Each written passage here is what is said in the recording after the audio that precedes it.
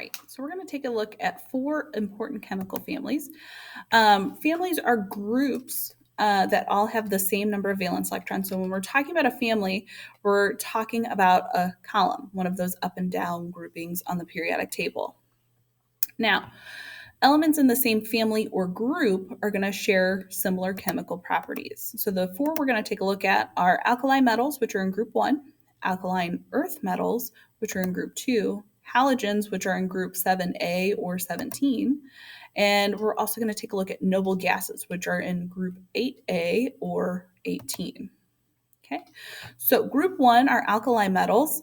This does not include hydrogen. Hydrogen is a special case. Hydrogen is that nonmetal on our periodic table that's all the way over on the left-hand side. Hydrogen is a gas, so it's not a metal, but it's highly reactive, so its behavior is very similar to that of the alkali metals, and it also only has 1 valence electron because, of course, it only has 1 electron. Okay, but when we're talking about alkali metals, it is excluded because, once again, hydrogen is not a metal. It's kind of an exception to some of the rules on the periodic table. Okay, those that are in group 1 that are not hydrogen are going to be soft, white, and can be cut by a butter knife. So imagine how soft it must be in order to be able to be cut by a butter knife. Okay. These are only going to have 1 valence electron. Remember, that matches up with its group number. And since they only have 1 valence electron, they're going to be very, very, very, very, very reactive. They're going to react very violently with air and water because, remember, if we think of the goal of an atom as being to have a full outer shell, it's going to be they're going to only have to get rid of 1 valence electron in order to have that full outer shell.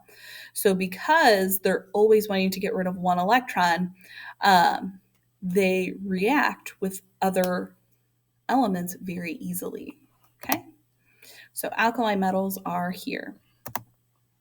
Group 2 is going to be the alkaline earth metals, still very reactive, but in order to get that full outer shell, they have to get rid of 2 valence electrons. Since they are also very reactive, you're not going to find atoms of elements in this group by themselves in nature. So you're not going to find them unbonded. You're always going to find them bonded to another atom or to atoms of another element. Okay. Group 7A or 17, those are our halogens. These are also going to be highly reactive. They have 7 valence electrons, and so since they just need 1 more to finish that outer shell, they're always looking for something else to interact with to get that electron. These are different from group 1 and group 2 because these are non-metals.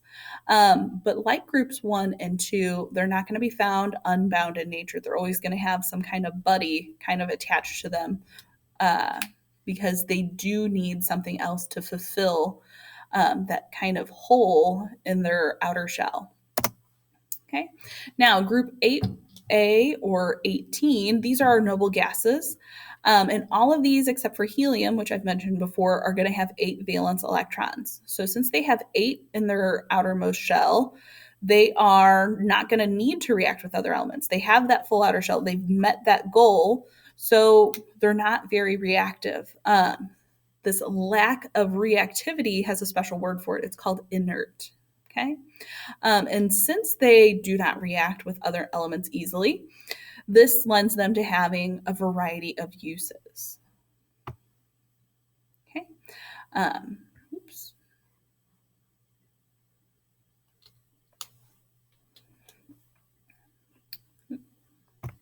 Sorry, didn't mean to click that. All right, so noble gases, that's going to be our last column all the way to the right on the periodic table. Okay, so our noble gases include helium. Even though it doesn't have 8 valence electrons, it only has 2. It still has that full outer shell. Helium is less dense than air. That's what makes the balloons that we fill up with helium float. And it's going to have the lowest boiling point of all substances on the periodic table. Next, as we move down that column, is neon, which emits a reddish orange light. And this is used in signs. So if you've ever seen those signs that have tubes in them and they have the colored lights, those are neon signs because they contain neon gas. Argon is used as gas in light bulbs, and it is the most abundant of all the noble gases. Krypton is going to give off light as well that can penetrate fog. So this is the kind of light that's used to illuminate. So krypton is used in the kinds of lights that are used to illuminate airport runways. Xenon is also going to emit a very intense light. It's used in flash lamps for high-speed photography.